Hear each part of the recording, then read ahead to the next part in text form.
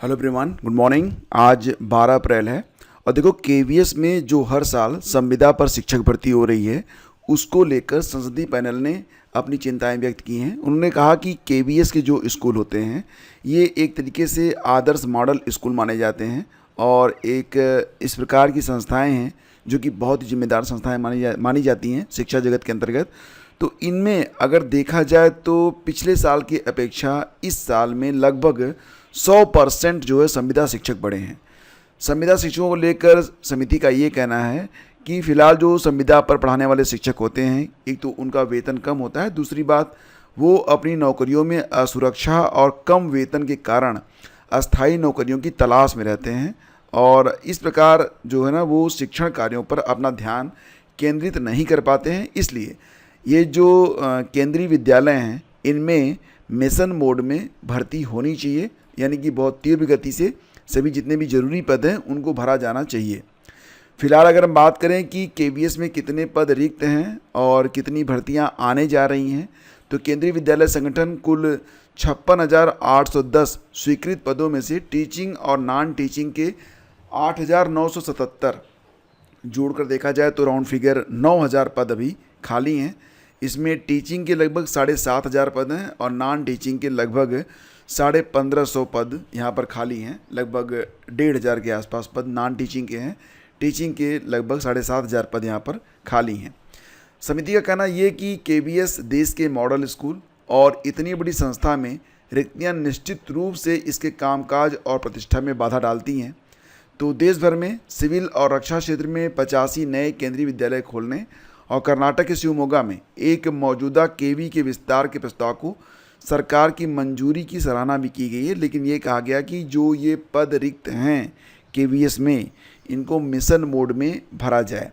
बात करें तो सीबीएसई में भी लगभग 779 पद, 800 के आसपास पद सीबीएसई में भी खाली हैं।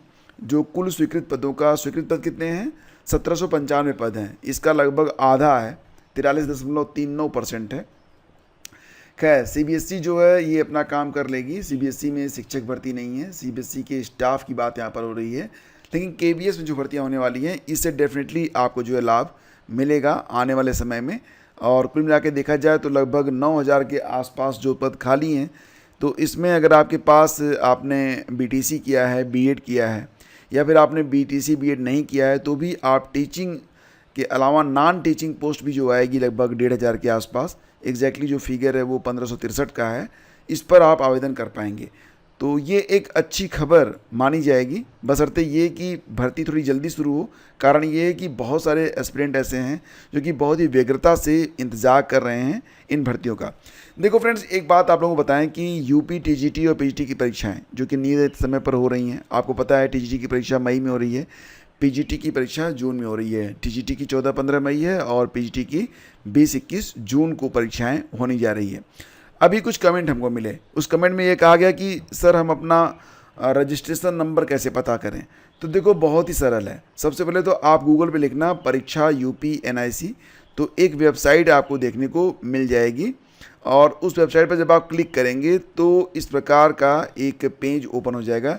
ये परीक्षा.up.nic.in का पेज है। हालांकि कि अगर आप चाहें तो मैं इसके लिए एक लिंक आपको डिस्क्रिप्शन में दे रहा हूँ, उस पर जाकर आप आसानी से यहाँ तक पहुँच सकेंगे। फिर आप देखेंगे थोड़ा सा नीचे जाएंगे ना, मोबाइल फ़ोन में भी खुल जाएगा, चिंता मत करो। नीचे जाएंगे आप तो यहाँ पर लिखा रहेगा Uttar Pradesh secondary education service selection board Prayagraj, click here to apply. अब अप्लाई के लिए तो फॉर्म नहीं है, लेकिन यहाँ पर जैसे ही आप क्लिक करते हैं एक नया पेज आपके लिए खुलकर सामने आ जाएगा जो कि इस प्रकार से होगा। ठीक है, अब यहाँ पर क्या है, यहाँ पर अगर आप देखोगे तो बिल्कुल जो है ना लेफ़्ट साइड में देखेंगे आप, तो लेफ़्ट साइड में यहाँ पर देखिए आप print detailed application, list of application having photo related objections, view application status, know your registration number. तो ये जो लिंक है यहाँ पर जब आप क्लिक करेंगे तो क्लिक करने के बाद क्या होगा कि एक पेज ओपन हो जाएगा और उस पेज पर आप अपना नाम, अपने पिताजी का नाम, अपना डेट ऑफ बर्थ डालेंगे तो उसके बाद आपको आपका जो रजिस्ट्रेशन नंबर है वो शो हो जाएगा। और अगर आप चाहें तो अपना फॉर्म भी आप प्रिंट डिटेल एप्लीकेशन फॉर्म पर क्लिक करके अपना जो रजिस्ट्रेशन नंबर है उसको डाल के अपना फॉर्म भी आप डाउनलोड कर सकते हैं। हालांकि एक बात ध्यान रखना कि ये जो वेबसाइट है ये बहुत स्लो काम करती है, ठीक है। पूरा पेशेंस लेकर आपको चलना पड़ेगा, तब जाके ये जो काम आप कर पाएंगे। तो फ़िलहाल आप इस बात की टेंशन तो बिल्कुल ना रखें कि अगर आपने यूपी टीजीटी पीजीटी का फॉर्म भरा है, आपका फॉर्म खो गया है, आपको रजिस्ट्रेशन नंबर नहीं पता है, तो आप अपना रजिस्ट्रेशन नंबर कहाँ सर्च करेंगे और किस प्रकार से आप ये फॉर्म भरेंगे, ये सब चिंता आप छोड़ दीजिए, ठीक है। और आपको इसी वेबसाइट से सारी जानकारी उपलब्ध हो जाएगी। परीक्षाएं आपके बिल्कुल तय समय पर हो रही हैं, तो आपको बिल्कुल चिंता करने की ज़रूरत नहीं है। रही बात ये कि कुछ अभ्यर्थियों ने ये कहा कि सर ये बताइए कि जो सब्जेक्ट वाइज एप्लीकेशंस हुए हैं वो कितने हुए हैं। तो देखो, इसका कोई ऑफिशियल डेटा तो है नहीं, लेकिन फिर भी जो एक डेटा निकल कर सामने आया है सोशल मीडिया से और अखबारों के माध्यम से, वो मैं आपको बता दूंगा। लेकिन फ़िलहाल ये वीडियो अगर उसमें बताएंगे तो बहुत लंबा जाएगा, एक अलग से वीडियो मैं अपलोड कर दूंगा, ठीक है। यहाँ पर देखिए, उत्तर प्रदेश शासन वित्त लेखा परीक्षा अनुभाग 1, तो एक अधिसूचना जो है उत्तर प्रदेश शासन के द्वारा जारी किया गया है। ये जो अधिसूचना है यह सहकारी समिति पंचायती राज लेखा परीक्षा सेवा नियमावली 2025 के बारे में है, और इसमें एक बहुत बड़ा बदलाव किया गया है, ठीक है। बदलाव ये किया गया है, आप ये जो क्रम संख्या 8 है, जब आप इस पर आएंगे शैक्षिक योग्यता के बारे में, अभी तक क्या था, अभी तक जो शैक्षिक योग्यता थी तो इसमें यानी कि सहकारी समिति पंचायती राज लेखा परीक्षा सेवा नियमावली में जो एलिजिबिलिटी होती थी वो बीकॉम और ओ लेवल होती थी। लेकिन अब यहाँ पर आप देखिए तो ना तो बीकॉम मांगा गया है और ना ही ओ लेवल आपसे मांगा जा रहा है। सीधे सीधे अगर आप ग्रेजुएट हैं then you can apply here, तो आप एलिजिबल हैं। अब केवल स्नातक यहाँ पर मांगा गया है। और आपको पता होगा ना, ये भर्ती उत्तर प्रदेश अधीनस्थ सेवा चयन आयोग कराएगा। और एक बात और भी यहाँ पर बहुत ही ध्यान से समझिएगा कि जो auditor, accountant, eye testing officer, food analytics, drug analytics, x ray technician आदि जो भर्तियाँ आई थी पीईटी 2022 और 2023 के आधार पर ये भर्ती निकाली गई थी यूपी SSSC के माध्यम से। तो मुख्य परीक्षा में पास होने के बाद डॉक्यूमेंट वेरिफिकेशन के लिए अगर आपका चयन हो रहा है तो आप चयन जो है मतलब अपना जो डीवी है उसको ज़रूर करवाइएगा। किसी के बहकावे में आकर अपना आप डॉक्यूमेंट वेरिफिकेशन मत छोड़िएगा, क्योंकि यहाँ पर जो एलिजिबिलिटी है वो थोड़ी सी चेंज हुई है, इसका फ़ायदा आपको मिलेगा, ठीक है। और इसके बाद थोड़ा सा और आगे बढ़ते हैं तो देखो, एक बड़ा बदलाव आपको देखने को मिलेगा आने वाले समय में टीजीटी और पीजीटी की अर्हता में। जैसा कि आप लोग जानते हैं कि टीजीटी और पीजीटी साथ ही साथ एलटी ग्रेड और जीआईसी प्रवक्ता, तो LT grade is equal to TGT और PGT is equal to GIC प्रवक्ता। तो दोनों ही पद लगभग समान हैं, एक ही संस्था के अंतर्गत आते हैं। बस फ़र्क ये है कि एक जो टीजीटी और पीजीटी की भर्तियां होती हैं वो मैनेजमेंट के स्कूलों में होती हैं, यानी कि एडेड स्कूल होते हैं ये। और जो एलटी ग्रेड की भर्ती होती है, जीआईसी प्रवक्ता की भर्ती है, ये राजकीय स्कूलों में भर्तियाँ की जाती हैं। भर्ती संस्थाएँ भी अलग अलग हैं। टीजीटी पीजीटी की जो भर्ती होती है यह शिक्षा सेवा चयन आयोग करता है, और एलटी ग्रेड और जीआईसी प्रवक्ता की भर्ती यूपीपीएससी के माध्यम से करवाई जाती है। लेकिन इसके बावजूद दोनों में ना जो एलिजिबिलिटी है उसमें फ़र्क आपको देखने को मिलता है। तो इस फ़र्क को अब दूर करने के बारे में बात की गई है, और ये कहा जा रहा है कि टीजीटी और पीजीटी की जो अर्हता है वो एलटी और जीआईसी के आधार पर कर दी जाए, ठीक है। तो यहाँ पर ये कहा गया कि जो शैक्षिक योग्यता होती है तो दोनों भर्तियों में अलग अलग होती है, ये सेम कर दी जाए। यूपी बोर्ड ने शासन को प्रस्ताव भेजा है कि 100 साल से अधिक पुराने इंटरमीडिएट शिक्षा अधिनियम 1921 पर टीजीटी पीजीटी के बजाय सरकारी स्कूलों में एलटी ग्रेड और प्रवक्ता नियमावली पर चयन किया जाए।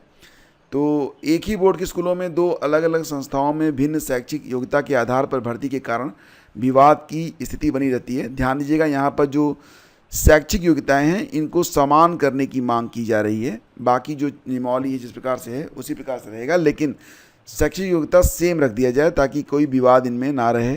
क्योंकि बहुत बार ऐसा होता है, आपने देखा था कि टीजीटी के आधार पर जो नियम बनते हैं उस आधार पर जब लोग एलटी ग्रेड में आवेदन कर देते हैं तो एलटी में क्या होता है, मामला फंस जाता है, ठीक है। अभी कला विषय में हुआ था, आपने देखा था। तो यहाँ पर ये कहा गया कि जो शैक्षिक योग्यताएँ हैं वो बराबर कर दी जाएँ।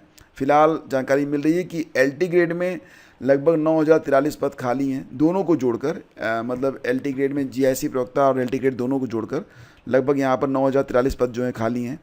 इनमें सहायक अध्यापक के 7,385 पद हैं LT ग्रेड में। इसमें 2,525 पद महिलाओं के लिए होंगे, 4,860 पद पुरुषों के लिए होंगे और प्रवक्ता के कुल 1,668 पद जो हैं खाली हैं। सहायता प्राप्त माध्यमिक विद्यालयों में TGT के कितने पद हैं? तो 3,539 पद और PGT के 624, कुल 4163 पदों पर अभी जो परीक्षा है ये आयोग करवाने जा रहा है। ये जानकारी यहाँ पर निकल के सामने आ रही है।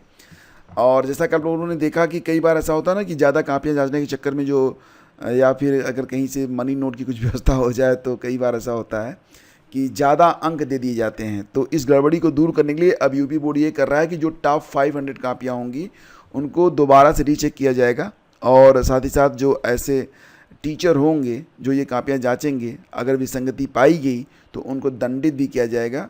तो एक प्रकार से यह रीचेकिंग की व्यवस्था यहाँ पर लागू की जा रही है। जो भी बहुत अच्छे अंक आप दे रहे हैं तो फिर वो कापियाँ यहाँ पर जांची जाएंगी। हर विषय की जो है टॉप 500 परीक्षार्थियों की उत्तर पुस्तिकाओं का क्षेत्रीय कार्यालयों में ये जो परीक्षण करवाया जाएगा। बोर्ड नहीं चाहता कि किसी प्रकार की त्रुटि होने पर परीक्षा फल घोषित किए जाने के बाद परीक्षार्थी संशोधन कराने के लिए भटकें या फिर कोर्ट जाएं, बोर्ड को असहज स्थिति का सामना करना पड़े। तो सारी चीज़ें यहाँ पर जो हैं वो इस प्रकार से अब आगे बढ़ेंगी।